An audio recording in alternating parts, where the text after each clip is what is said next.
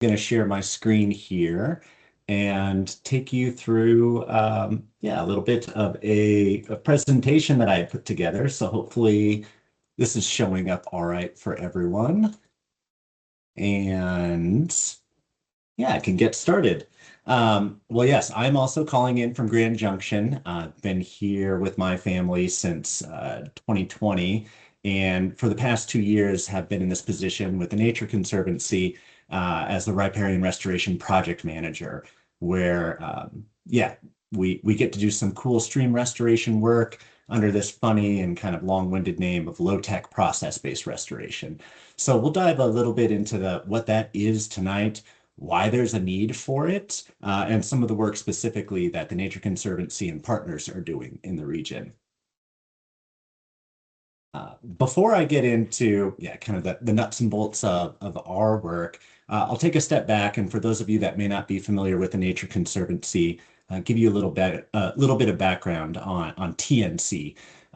So TNC is a global conservation nonprofit that is active in over 70 countries and all 50 states in the United States. And our mission is to conserve the lands and waters on which all life depends. And in that mission, we kind of have a vision where we see a future with a livable climate for healthy communities and thriving nature. So I think this is a neat thing about the Nature Conservancy is really thinking about these opportunities to address these climate issues, both for the benefit of people, of communities, and also for nature. And how we go about that work, or kind of boil it down, is these two interconnected crises that we think about of climate change and biodiversity loss. And those two issues that are really core to what we do drive our three priorities, how we go about and try to do our work across the world and across the West. And so these three priorities are to tackle climate change, protect oceans, land, water and fresh water, and provide food and water sustainably to people and to nature. And where my work kind of touches down is maybe these. I mean, I could argue in all three, but maybe most directly with protecting and protecting fresh water and providing water sustainably. And that's where we're going to get into this low-tech process-based restoration. So maybe I'll have everyone just take a moment and go through a little exercise with me.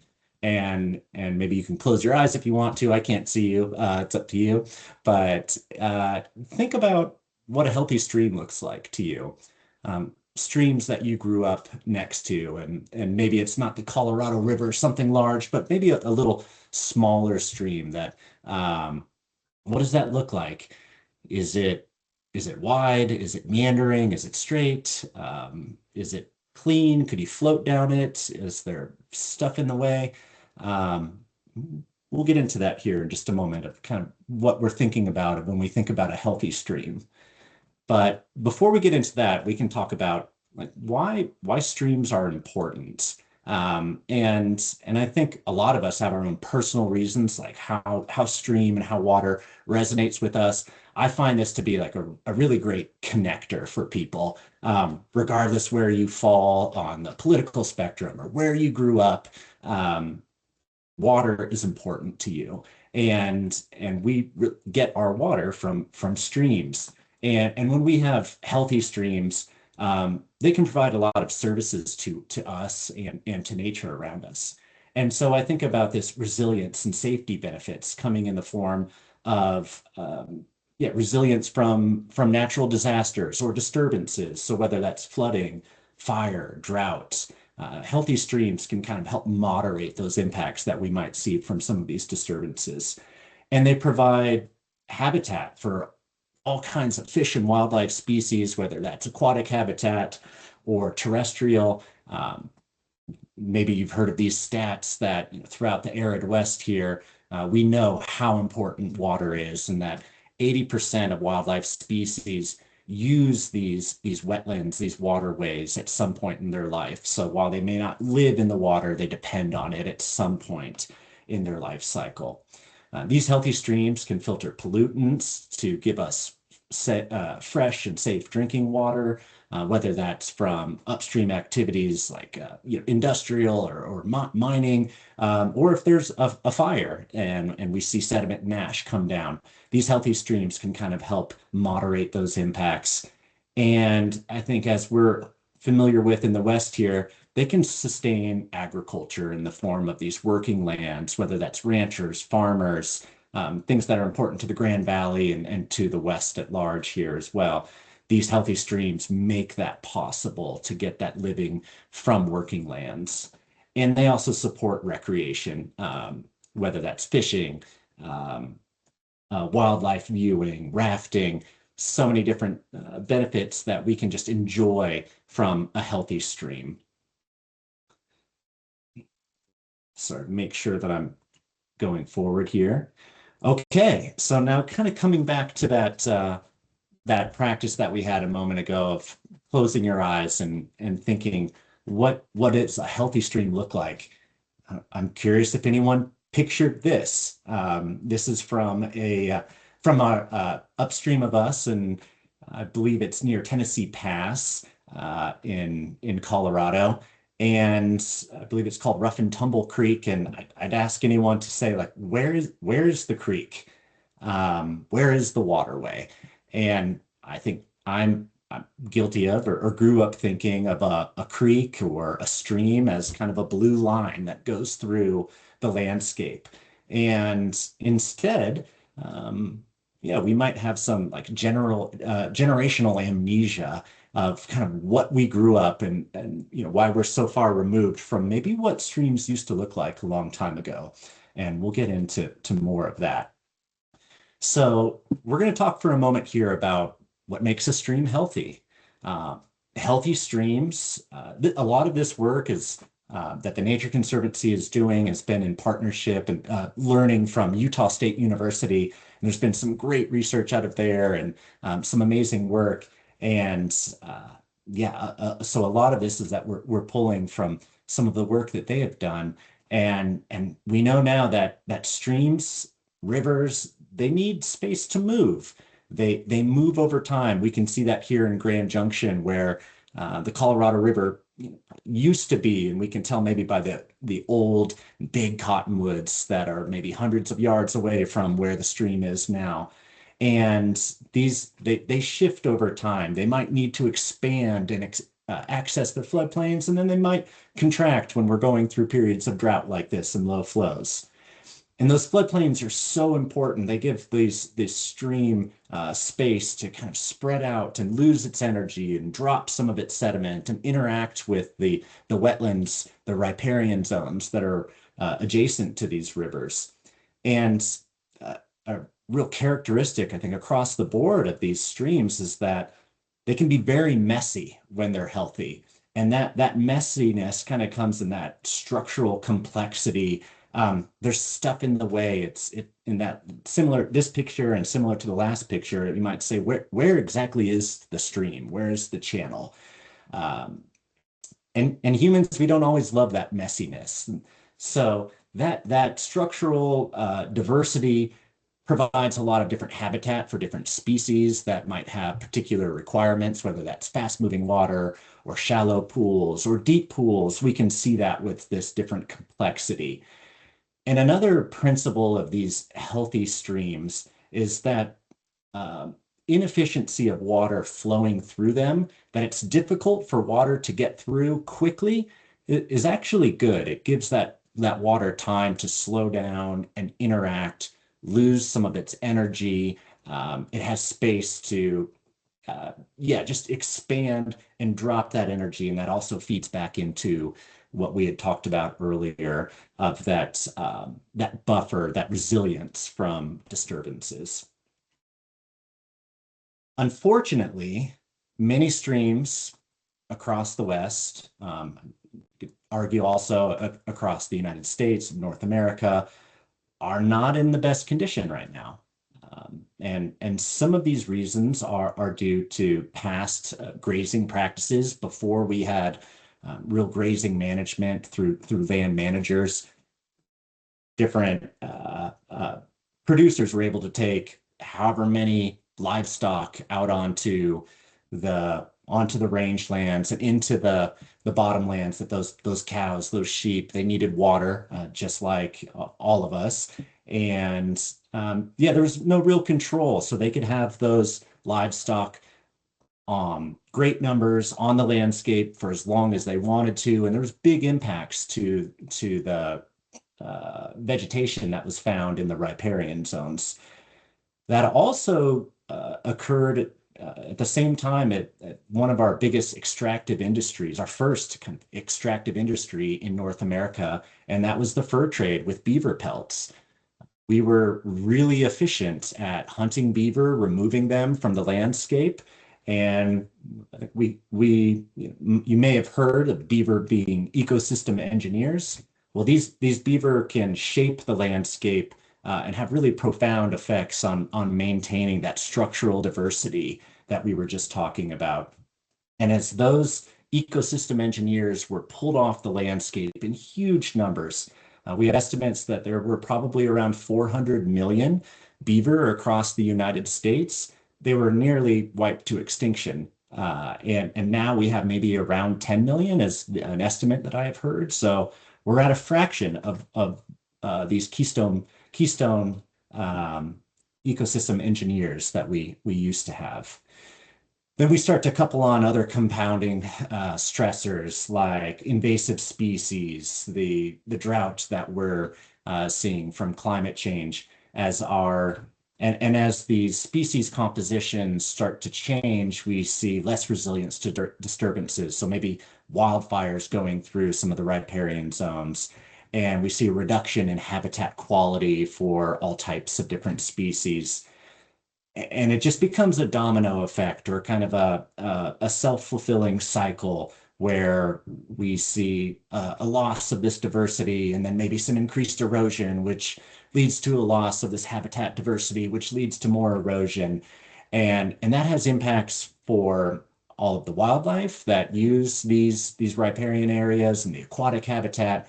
And it's also really stressing our human environment, whether you're an agricultural producer or operate a tourist business throughout Western Colorado or the Western United States. I think we're all feeling the pinch of these six streams and what we're seeing. So I'll get in a little bit more here of kind of what that looks like on the landscape of these impacts. This is a picture from Dominguez Escalante National Conservation Area in our backyard. And this is Little Dominguez Creek. And at Little Dominguez here, I mean, there's some things that are good, and there's some things that are probably missing. And one of the big indicators that I look for is the vegetation. And so I'll kind of keep hitting on that this evening. But in this picture, we can see a lot of incision. So that channel is really kind of cut down. And if you were to kind of walk along the side of this channel, yeah, might fall in 4 or 5 feet. You'd see the cobble on the bed of this creek are pretty much all the same size. It's because we have a pretty consistent flow that's going across here. And when water has like consistent energy, it kind of can pick up all the same size little rocks at the bottom. So we've got a lot of like softball sized rocks at the bottom right here. And you can see there was a flood or like a big pulse of water that moved through here earlier. We can also look at some of the vegetation and see some sagebrush, even some rabbit brush that are fairly close to the channel.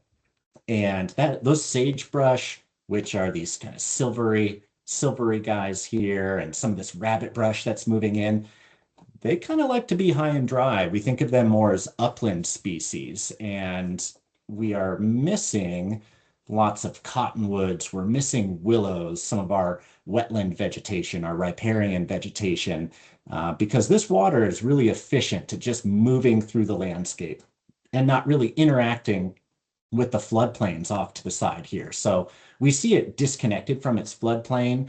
And when this kind of cascade of effects starts to happen here, we see a real simplification of the habitat. Whether you're a fish looking for space to deposit some eggs or hide from predators, or your bighorn sheep or deer or a yellow-billed cuckoo that want some of this thick, lush riparian vegetation to hide in. Here's a few more pictures of some different streams across the across the United States, excuse me. So up in the upper left-hand corner, we kind of see, yeah, just this really narrow, thin strip of green, and even within there, we see a really simple straight line channel. So if we think back to messiness and space and complexity, we don't really see that.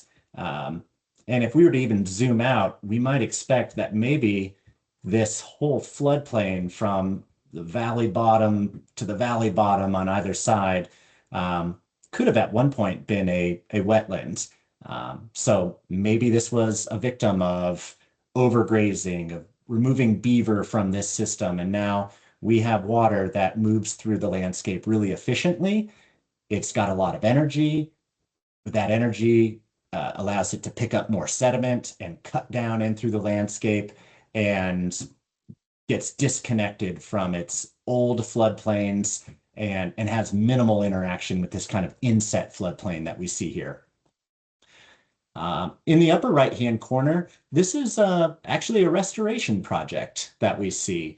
And this is where we're going to start getting into a little bit of the difference between process-based restoration and form-based restoration. And without getting too into the weeds, and I'll get into the low-tech process-based restoration in a little bit, but this was more of a period where engineers were saying, you know what, I think we can do some calculations and figure out the gradient of this river, how sinuous it needs to be, and we can engineer it and we can really keep it in place. And just that way, we don't have to worry about a wild and unpredictable river. And so they're able to make this pretty looking, sinuous, nice design, kind of aesthetically pleasing. But if you think about that again from the terms of habitat diversity, we don't see a lot of yeah, different flow coming through here, places to hide if you're a critter. And these are also, yeah, just not great systems for dealing with it, large floods and dissipating the energy and moving it out onto the floodplain. But it maybe does protect some of our infrastructure that we have in place, which is valuable. But so one last thing I'd point out about this too is this is also really expensive, and we have estimates that there are. Let's see if I can have this figure here. Roughly 80% of our rivers and streams in the contiguous U.S. are degraded in some kind of yeah, form of human modification to them, and not in optimal health. And so if we're thinking about doing a lot of restoration work, um, going about it in a very expensive way, we're talking millions of dollars for a mile or quarter mile, is probably not how we're going to tackle this problem at scale. Getting through a few more examples here, we see in our lower left-hand side that we've got, again, a lot of infrastructure. This is a creek or a river going through a city. Maybe probably not the best place for it to give a lot of room to wiggle side to side. This is not where we want a lot of uncertainty. And then in the lower right-hand side, this is some of our sagebrush biome that really prominent throughout the Intermountain West. And unfortunately, this is what a lot of streams look like if you travel through Nevada, Oregon, Northwest Colorado. We've got a couple of willows, but we see some sagebrush. Again, these plants, if they're wet for 3 days, they'll die. And they look pretty happy right here, just immediately adjacent to this stream. So yeah, we see maybe a real lack of wetland in it, which is such a small proportion of this landscape and therefore really valuable. And it's just not in very good shape. This will be one last picture. Again, another really sinuous, this is near Steamboat, Colorado, very sinuous creek. but it's kind of, confined into its little channel here. And we do see some wetland species and some sedges, maybe some rushes that are right next to the creek. But then we've got some upland grasses that have been, yeah, moved in just adjacent to this. And so we don't see a lot of complexity in this picture as well. Okay, I lied. I'm sorry. One more picture, and this is Yellow Creek. This is a project of mine and the Nature Conservancy, and this is a tributary to the White River between Meeker and Rangeley. So we've got maybe about 100 yards across. We've got a little creek that you could hop over, and we have all of this floodplain that just doesn't really interact with the water. The water just kind of trickles through here. This is a spring-fed system, and we start to see tamarisk. We're seeing sagebrush even just kind of march down the hill and say, "Yeah, this is dry enough. I'm happy making a living right here." Okay, so we've had the doom and gloom. We pointed out how streams are maybe not in the best shape. But we don't want to leave it there. We've got some good news on the horizon, and that there are tools in our toolbox that we can use to restore streams and restore them at scale.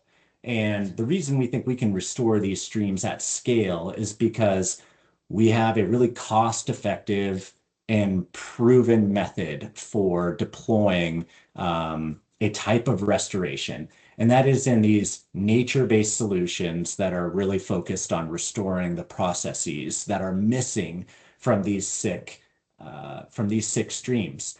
And two of those major processes that we're looking at are large wood accumulation. So you could just think of it as log jams, and then beaver dam formation.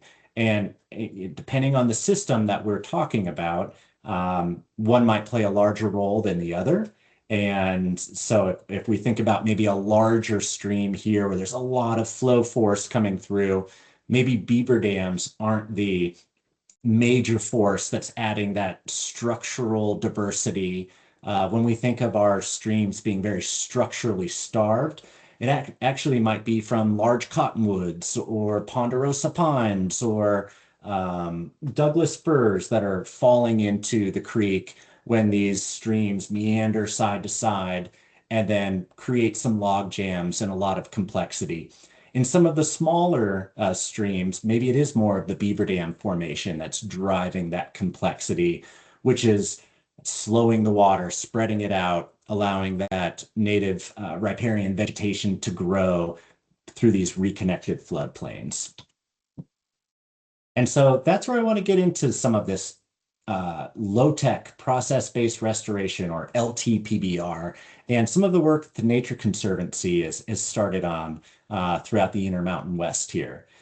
So about 2 years ago, we entered into a 5-year, $10 million cooperative agreement with the Bureau of Land Management through some Inflation Reduction Act funds to get project managers across the Intermountain West. So we're active in 7 different states, and these project managers have focal regions where we're really starting to work collaboratively with different field offices for the BLM to see where we can find these streams that are in need of some support, and make this stream restoration just through these projects, focus on how we can make restoration more accessible, widespread, and effective. So not only are we aiming to restore 150 miles and bring additional funding to this work, I think every mile that we are hoping to restore is very important. We're also working as a community of practice to figure out where the constraints are, whether that's federal or local permitting or policy that needs changes, whether that's workforce development that we need to address, or an education component to just reach out to other partners and get them familiar with this work and support them, because this is a really big problem. It's more than the Nature Conservancy could do. It's more than any one organization could do. So to really address this issue at scale, it's about bringing everyone into the fold here and really speaking to their strengths and getting more and more of this work done. So this is where our 7 different project managers are working throughout the Intermountain West. I'm the version that is in Northwest Colorado, though we are really hoping to do some expansion into the Grand Valley and even a bit more into Southwest Colorado. So you can stay tuned there. But I've got a colleague based out of Moab, Pinedale, up in, got one in Nevada and Eastern Oregon, as well as Idaho and Montana. So all working with partners through the Bureau of Land Management to address these structurally starved streams and even these wet meadows, which are even higher up in the watershed that may not have water in them for the entire year, but really provide important habitat for a number of species, these seasonal wetlands, and especially sage grouse, which take their chicks to those wetlands at certain points in their life cycle to fatten up on bugs. We'll get a little bit more into that wetland restoration here shortly, the wet meadow restoration. So this is a squiggly picture here of a watershed. And what I'd like to point out here is just how important the small tributaries and bodies of water are. If we were to think about that green line maybe being the Colorado River, I think we all maybe know the Colorado River, maybe we recreate on it and it's important. It's also heavily influenced by what happens upstream. And in these wadable streams, so if you think about you're able to walk across it, this is really where we're trying to focus our work. So in the uplands, into these smaller streams where we can have a big impact. And we're doing that through this process-based restoration. So in this diagram here, we can kind of work from left to right, and we see a degraded stream. There's a note here that the water table is really low. And so this water just moves through really efficiently. It doesn't interact with its surroundings, and it doesn't really percolate into the soils surrounding in the floodplain here. As we start to add some of these structures, we might see the water start to move around it. It gets a little less efficient. And maybe the water has to move through a little more quickly with a little more force here.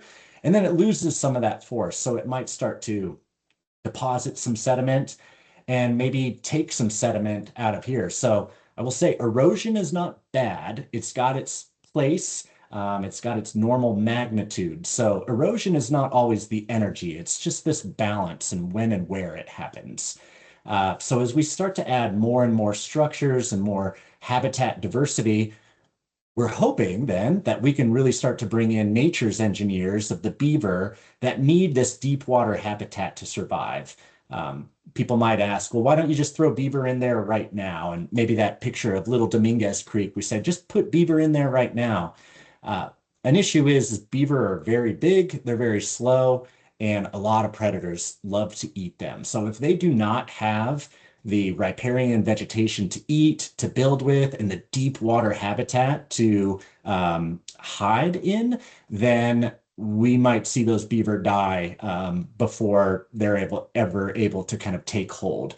But as we start to get more and more of these beaver slowing water down, we see this water table rise up. We start to see more plants responding. We have an island. We've got, a little bit of heterogeneity. And then, they turn it into that first picture that we saw of like, what a mess. Where is the stream? And they dig canals and they almost farm their own groceries. And then we see a water table that's really high. And so this stream, you can think of this as a sponge. And if that sponge is really big and really wet, even if it hasn't rained or snowed for weeks at a time, we see consistent flows as this sponge lets its water downstream. So some of the tools that we use in process-based restoration, or LTPBR, are beaver dam analogs, or BDAs. So there's a little diagram here on the right of how we go about building these. And what's really neat is that these are, these, I'm not an engineer, and that's probably where the low-tech portion of low-tech process-based restoration comes in, where even a guy like me can go build a BDA, a beaver dam analog. As a matter of fact, my kids do it, in the gutters behind the house and or the ditches behind their school. It's something that we can kind of play with, and it doesn't have to be perfect. And we're really just trying to take our lessons to see what beaver do, but we're slowly stacking up mud and sod and rocks and branches and building this kind of uniform crest height just to slow the water down. We're not trying to hold it back. We're not trying to keep it, and we need to be very careful of how we build this, not to get in issues with water rights for downstream water users, but we're trying to create speed bumps with these beaver dam analogs. Another tool is these post-assisted log structures. So these are the kind of manufactured wood jams that we're building. And so we see these little arrows here. Maybe we have really consistent flow, and then we build a pinch point. And so maybe it scours further onto the side here, and we can start to take, some sediment and then deposit that as it comes behind in a little eddy. Or if this is really hard between our post-assisted log structure and maybe a tree or a boulder, it'll scour really deep and pick up some of that material and then deposit it further downstream. So we get a lot of hydraulic diversity out of here, which then leads to more aquatic and terrestrial habitat diversity. Some other tools that we might use, especially higher in the watershed when we're working in these wet meadows, are some of what you may have heard of Z-dike structures after Bill Z-dike. And these structures might use rock or even vegetation, and they're just small little bumps. If we're looking at a profile view here, that as the water's coming down, it's just creating a little bit of a bump and slow down where that water can drop some sediment, hang out a little bit longer, and promote, more vegetation growth. Another tool is when we have a healthy wet meadow up above and we see it starting to erode back up, where we can put these rocks up against those drying roots and keep them wet. And then when that water comes over, it drops into this pool, or you see here, it drops into this pool, and this will eventually slow down, have to go over a crest, capture some sediment, and then start to fill with vegetation as well and protect this wetland that maybe is up above here. So, and these can often be built in concert within a one rock dam. I think one thing I might note of all of these structures here is that no one structure is ultimately important. They work in series or in a complex in the same way that we see beaver do it on the landscape. They are, providing basically a backup to each other. And so we have that, we've got some dots on maybe a little difficult to see. There's a purple and a blue and a red one. And this is from my colleague in Montana who had put in this project, these structures last year, and flew a drone over before they went through, and we see our channel. We can even see evidence of maybe where the channel used to go. And then we put these structures in, and almost immediately we start to see water spilling over, and we see all this complexity. And maybe we have some quick water moving through here, and we've got a slow pool, and then we start to have another channel go off to the side. And if we just get this water to move through the landscape inefficiently, this is where we get to see that vegetation respond, that hopefully will provide a lot of great habitat for songbirds, for wildlife, even agriculture, whether we're grazing through here sustainably. And and then also that vegetation would then, continue to support beaver, who could then support the vegetation, and we start our own positive feedback loop in a positive way. So I'm just going to share this map. My apologies if it's difficult to see, but this is some of our work in Northwest Colorado. So we have our inset here. Primarily, I've been working in the White River Basin and the Yampa River Basin, where we've gotten a few projects underway last year and working on getting some more going. So last year we had crews out for a little over 3 weeks, and we're able to treat nearly 5 miles upstream.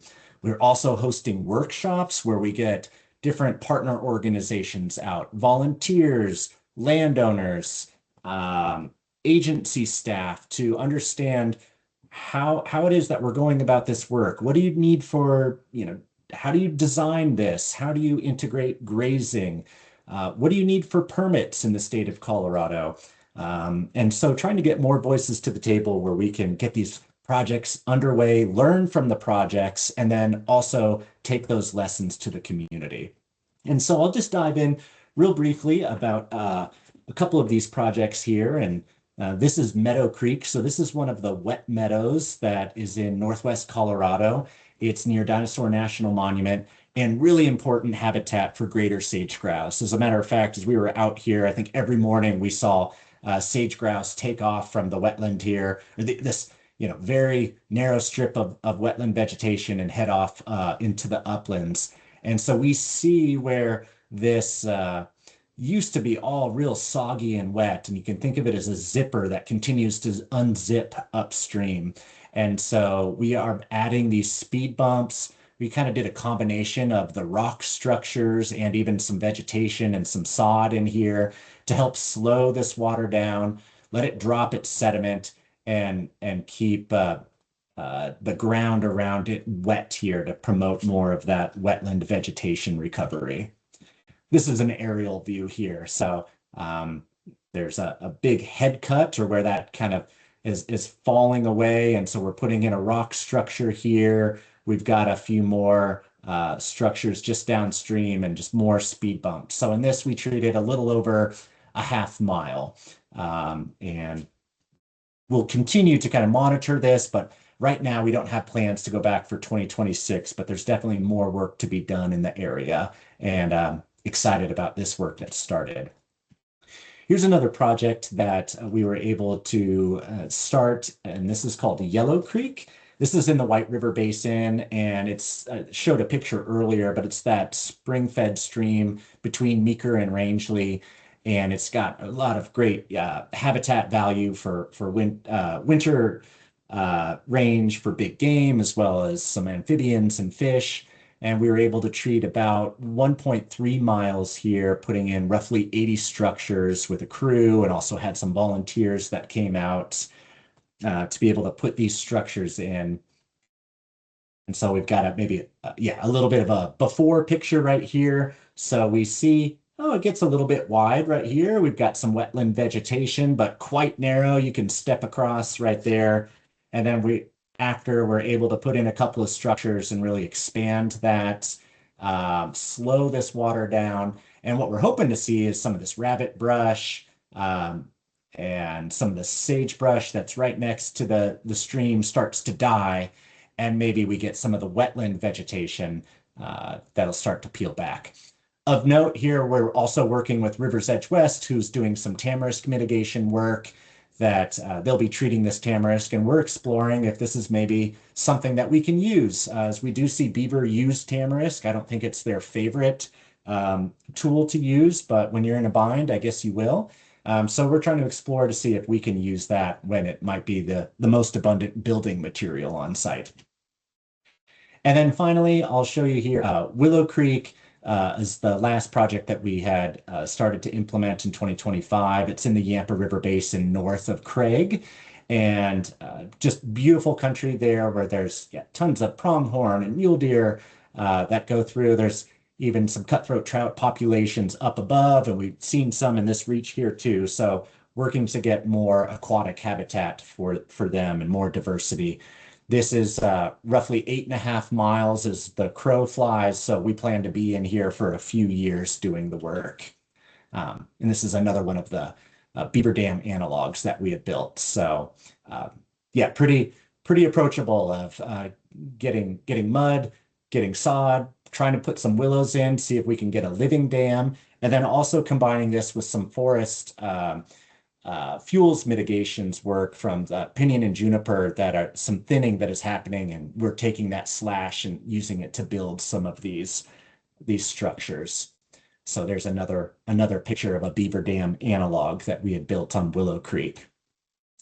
And for 2026, excited to be starting this work. This is closest to Grand Junction, but it's also in the White River Basin. This is East Douglas Creek, which is a tributary of Douglas Creek. So if we're heading over Douglas Pass, you see a turnoff to head back this way, and a really neat area that is also some cutthroat trout habitat upstream, winter range for big game, and it's been designated as an ACEC, or an area of critical environmental concern.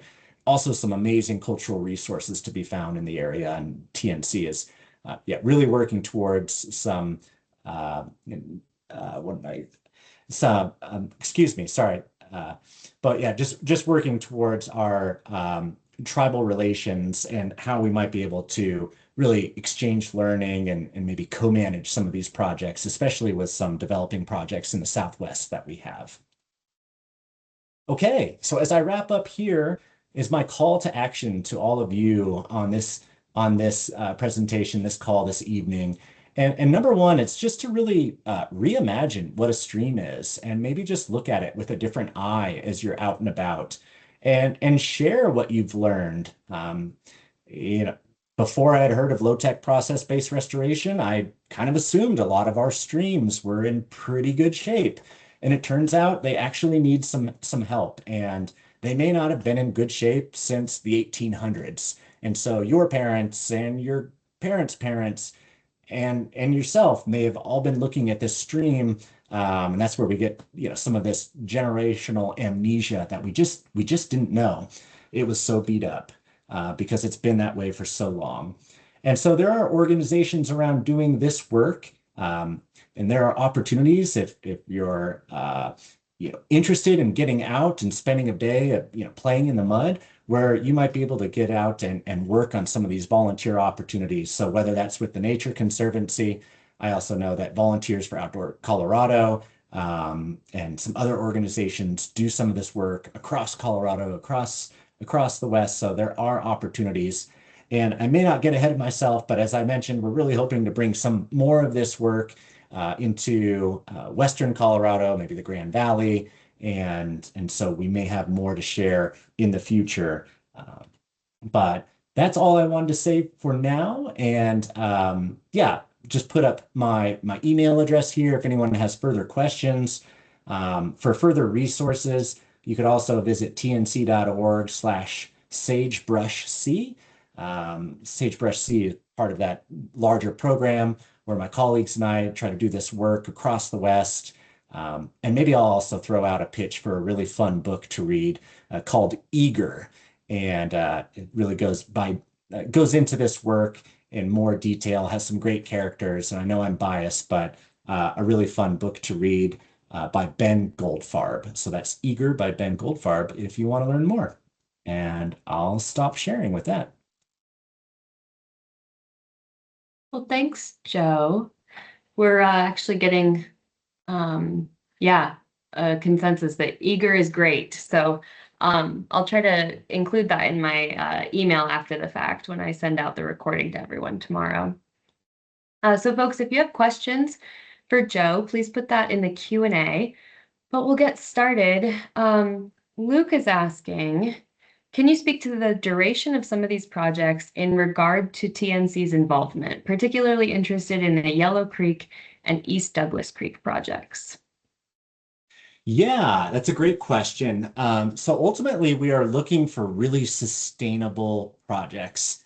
And how I think about that is like sustaining past the life of our involvement is by including beaver. And so we are intentionally trying to find some projects where maybe there are beaver nearby that have suitable habitat, they're doing their thing, and we're trying to create these, I'm stealing someone's term here, but stepping stones. So if we can kind of work downstream or upstream from them, our goal is so we're not left in an endless maintenance cycle to have beaver take over these projects. However, we don't, sometimes we get lucky and it happens overnight, but there may be a few years where we have to do some maintenance. And uh, I'll go back to thinking about these as structurally starved rivers. And Joe Wheaton from Utah State University makes the analogy to just keep feeding them meals. So if a beaver dam analog breaches or blows out, um, it's okay because we gave it a meal, and that wood is still in the system. So yeah, we don't think of these as one and done projects. We plan to be in there for multiple treatments, and we're hoping that Beaver will take them over. And we'd love to get, partners involved as well. I think that's something that TNC likes to do is to come in, generate some capacity, some excitement, catalyze the situation, and then kind of step back as local partners are really doing the work. Yeah, I think I have a question where I see that, there could be concern about protecting the cottonwoods along a stream where we, want to maintain these, especially the big mature cottonwoods that provide such diverse habitat and, services to the ecosystem otherwise. And so, along different stretches of the Gunnison River, for example, there's been efforts to cage those cottonwood trees to prevent the beavers from cutting them down, just knowing that we want that shade, for example. So how does this process kind of, or this type of work balance that need for, maintaining some of that healthy cottonwood canopy while also, yeah, slowing downstream and giving the beavers the meal that they need? Absolutely. Um, well, yes, in especially in these smaller streams, I think we're trying to reinitiate these processes that'll lead to more cottonwood regeneration. And um, if there's not, so on Yellow Creek, for example, there's one big, it's actually a willow. It looks like a cottonwood, but one, giant looking yeah, willow tree. And I don't want to lose that. It's a seed source. It is the one, one of this species that we have. So in some of these projects, we're purposefully trying to build these structures, impact the hydrology around it, and then do planting efforts around there and cage those off so cows or deer or beaver cannot get into that. So we can get enough of this jump started, the vegetation that responds to the hydrology, and then the hydrology responds to the vegetation, that after enough time, we'd be able to let beaver in there because there's tall cottonwoods and there's short ones and there's baby ones. So we can see that in healthy areas, but especially like on somewhere like the Gunnison that's been so impacted by upstream, diversions and dams.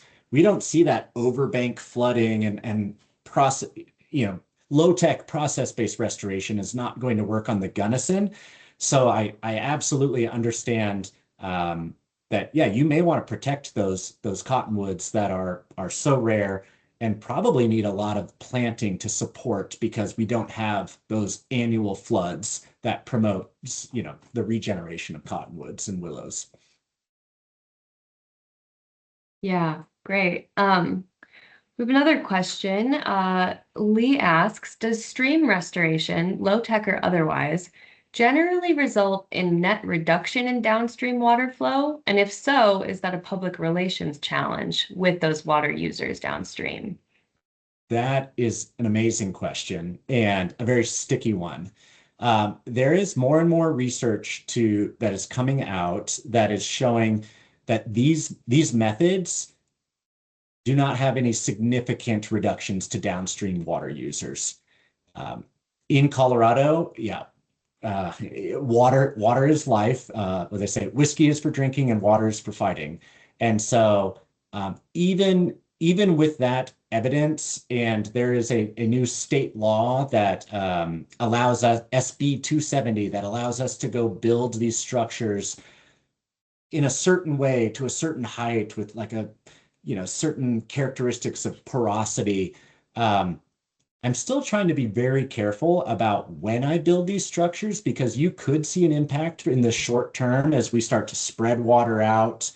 um, you could see, for a day, maybe two downstream impacts. And if I'm doing that in the height of irrigation season, when someone is trying to water crops and I haven't built that relationship with them, I yeah, may have, shot myself in the foot already or made like um, yeah, a tough relationship with a downstream water user or downstream neighbor. So there are ways that we can go about this to try to minimize. Absolutely, the relationship part is so important. And I think also, trying to talk with water users that we hear, well, this last year, a stream that we were working in had never gone dry. We had someone who had lived there for 70 years and had never seen it gone dry before, and it was dry. So we're also trying to say, hey, this could be a tool in the toolbox to keep water on the landscape longer. And so some water users, some producers understand that message and they want it. And there's others I think that are very leery and also, yeah, know that beaver can be a real nuisance to their infrastructure. Yeah, those pesky beavers. Um, I'll get back to that because I am wondering if you have any, fun stories to share from your field work of like crazy beaver interactions. But with the, process of building these structures, sourcing the materials that you're using. You talked about maybe slash piles from thinning the pinyon and juniper that might be slightly upland. When you're dealing with those rock structures, for example, I'm imagining you're probably trying to source a lot of that very close to the project site itself. But yeah, could you just talk a little bit about that material sourcing? Yeah, as far as rocks go, there's definitely a couple of ways that you could go about it, and all these projects can be different as far as the logistics involved.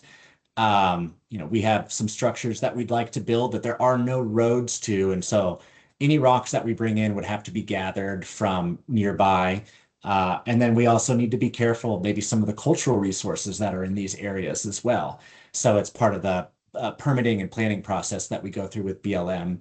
Otherwise, yeah, we're trying to get a certain type, a certain shape, and a certain size of rock brought to these sites as close as possible, um, so we can go and build these structures. So we'll order those from quarries, try to get the dump truck to get it as close as we can, maybe make up the distance with a UTV and a trailer, and then at some point it is, moving them that last bit into the channel or into the wet meadow. So that definitely can be yeah. While these are low tech, they're not necessarily low effort, and so they can be a lot of work.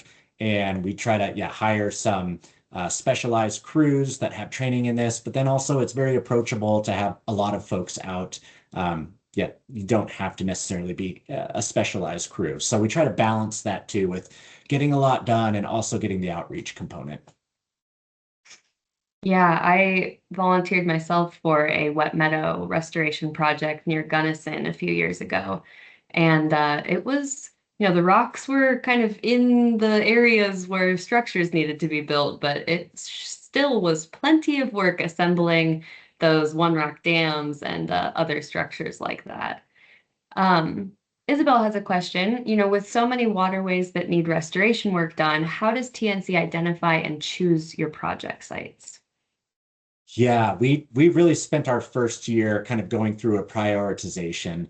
Our We're ultimately, held to our funder, who happens to be the Bureau of Land Management from their National Operations Center. And so they gave us some marching orders for sites to look at.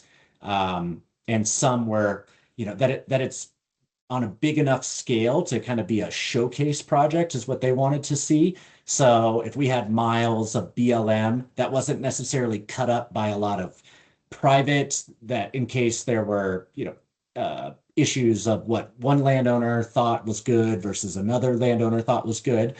And then some that were, beat up and needed some TLC, but maybe not so far gone that in the span of our 5-year agreement, we wouldn't start to see some ecological uplift. And then a big one was that sustainability portion. So there's a lot of places that you can go work and that you could do this work. And maybe beaver aren't nearby. And so that was something that we were thinking about. Where can we start almost looking for that low-hanging fruit where we might where it's appropriate for beaver and there's not the infrastructure that we could start working with them. And then really our job at TNC was kind of getting those marching orders from BLM headquarters and then getting on the ground and understanding the values at the field office level with BLM. So trying to make all of that line up where we all had some agreement and I learned, yeah, this is really important sage grouse habitat over here, or we have Colorado cutthroat trout that are barely hanging on. We think we should really try to do some of this work in this area. So trying to mesh all of that up to figure out where we can go and do this work and get it started.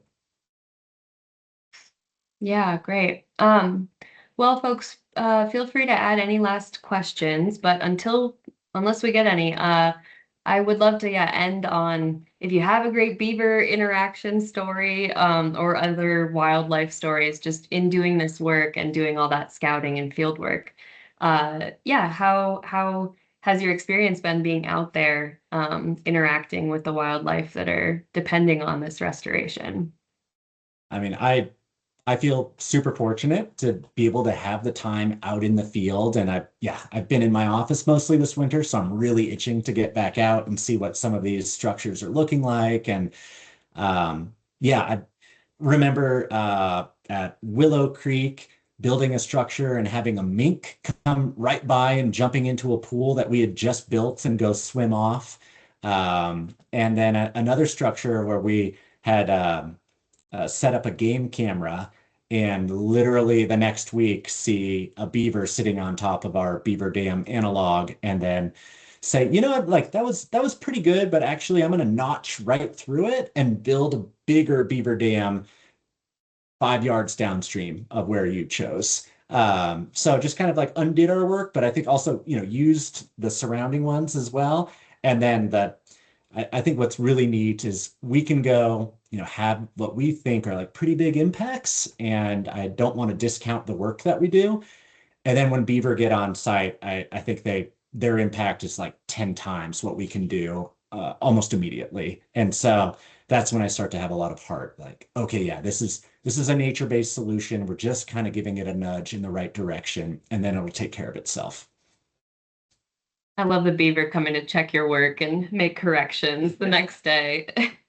Absolutely. Um, yeah, they're quite perfectionists. We do have one more question on here, which is just, are you aware of any organizations that are targeting privately owned lands or landowners for this type of restoration? Yeah. So absolutely. And I think it kind of depends on where you are. I think we have some flexibility with our funds, and we have done a bit on private lands as well. So, really grateful to the BLM, and the BLM understands these need to be, you know, they need to happen on state lands and private lands and federal lands. Um, I know the Colorado West Land Trust here in the Grand Valley has been doing this work, and it was actually where I got to go to one of my first workshops to learn about this. I would, yeah, look for those opportunities through Colorado West Land Trust. Was able to go out with David Varner, who is, I don't recall his title, but yeah, conservation project manager at the Land Trust. And they've been doing great work as well. And we're continuing to try to work with them on some of these projects where we might see opportunities to go from private to federal or state to private, and just, yeah, see those benefits across jurisdictional lines. Yeah, great. The land trust is great, and help definitely bridge that gap between private and public. We actually have another kind of process-based question for you, and the Nature Conservancy. How does Grand Junction TNC balance the need for immediate, localized conservation action with long-term landscape scale goals? And do you share best practices among other TNC offices? Yes. Let me speak to the best practices. I think that is absolutely what we're trying to get at with our community of practice. The 7 project managers across the Intermountain West, we meet weekly. We travel annually to someone's landscape and learn what's happening in Moab, Utah. Could you take that to Sam in Idaho? How are they doing this in Dillon, Montana? Could I use that in Meeker, Colorado? So we're absolutely trying to like figure out those best practices and what's applicable where. And then through our workshops, through partnerships with other organizations, even outside of the workshops, trying to, yeah, build this community of practitioners to figure out what is the best way.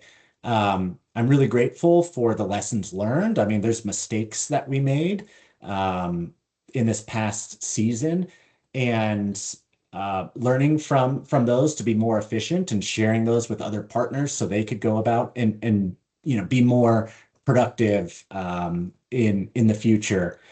And then I think kind of trying to understand that question, that first part of the question.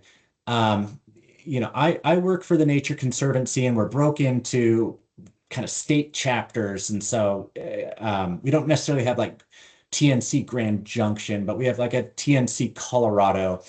And I mentioned the Sagebrush C program that I operate under. I'm also part of a multi-state Colorado River program.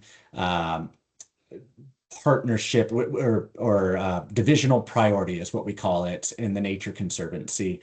And so there, this low-tech process-based restoration work is just one arm of the work that the Nature Conservancy is trying to do in the Colorado River Basin and the Sagebrush Sea, which also includes Colorado, where we can have impacts, and whether that's working more with agricultural users or agricultural productions and irrigation infrastructure, or getting at um, policies that states or the federal government might use.